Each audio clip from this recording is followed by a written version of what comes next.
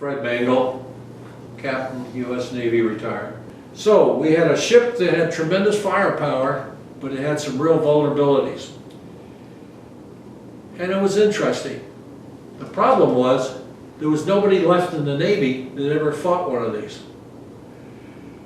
I want to say that the people at the amphibious base in San Diego did a wonderful job first figuring out how to operate this ship and fight it, and then teaching us how to do it.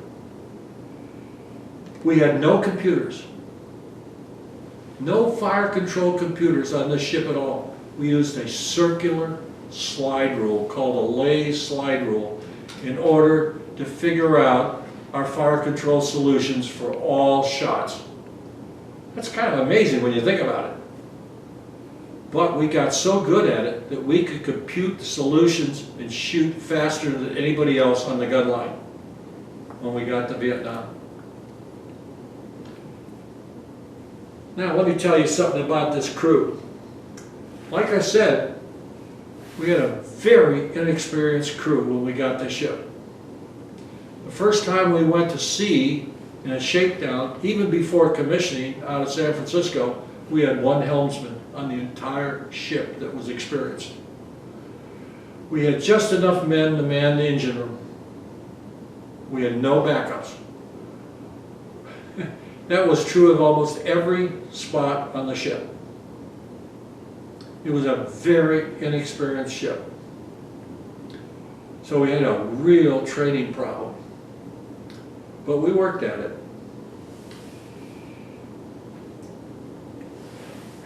What we found was very interesting. I met an old man in San Diego when we first got there who came aboard and said he had served on one of these during World War II. And he said, you know,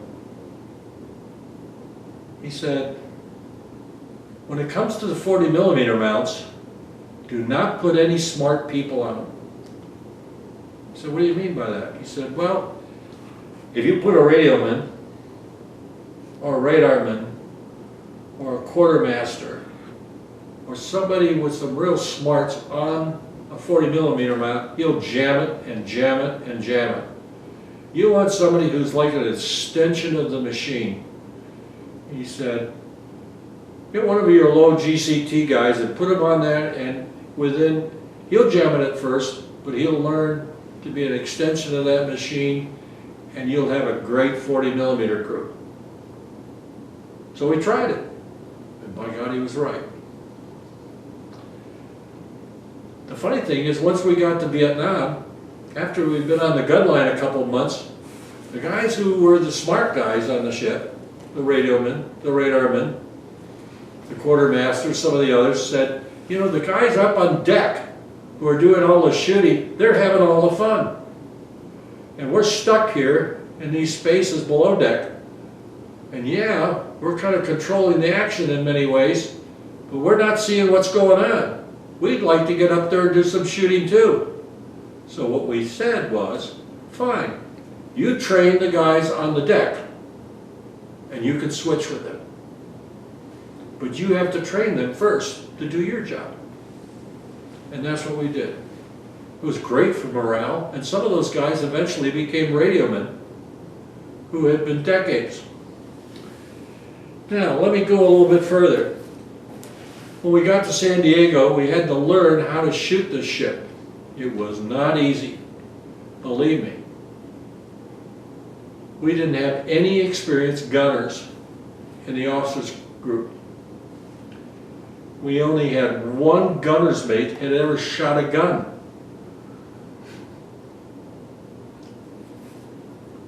The other thing was, this ship was not designed to hit point targets, with the exception of the 5-inch gun.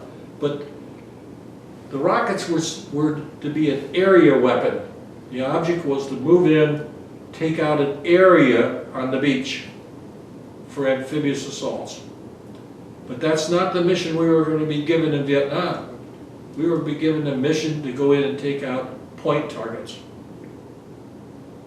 Nobody had ever done that with this kind of ship. So we had to completely turn our heads around and figure out how to do that. So we practiced and practiced and practiced on simulators at the amphibious school in Coronado. Then we went to China Point at San Clemente Island. Four ships in IFS Division 93. And this ship outshot all the other ships in the division by quite a factor. We were far and away the best, and we got the E for gunnery. In fact, this ship set a record for counter battery that, as far as I know, has never been matched by any other ship in the United States Navy. One of the exercises you must run when you're doing shore bombardment is counter battery. What they do is they do a puff on the beach, smoke puff, and then the gun crew must acquire the target and hit that smoke puff. We did it regularly in 11 seconds. When we did it for the Marines off of Okinawa, they couldn't believe anybody could do it that fast. But our teams had really developed. I had been a weapons officer on a destroyer doing this. And let me tell you, I couldn't believe how good our teams got. One of the keys to shore bombardment is you must know where you are on the face of the earth. And that is a question not so much of gunnery initially as it is of navigation.